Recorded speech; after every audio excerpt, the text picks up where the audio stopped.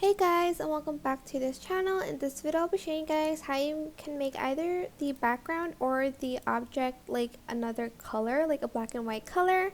So just copy and paste your video like so.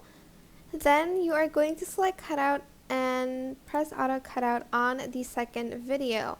If you want to review it, just make sure you press this to hide the button. It's not going to be perfect, especially if it blends in with the background. So you want to make sure the background is pretty clear, unlike this one, but this is just an example, so I'm just going to show you.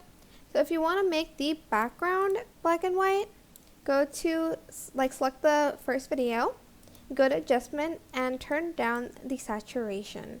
But if you want it the other way around, select the second video, select adjustments, and then turn down the saturation. And that is basically it. I hope this tutorial is helpful for you guys. Don't forget to like, comment, share, and also subscribe to this channel if you haven't done that already. If you have any questions, just leave it in the comment section down below, and I'll try my best to answer them all for you guys. And if you found this video helpful, please click the thanks button above the description box down below. Thank you so much for watching. Bye!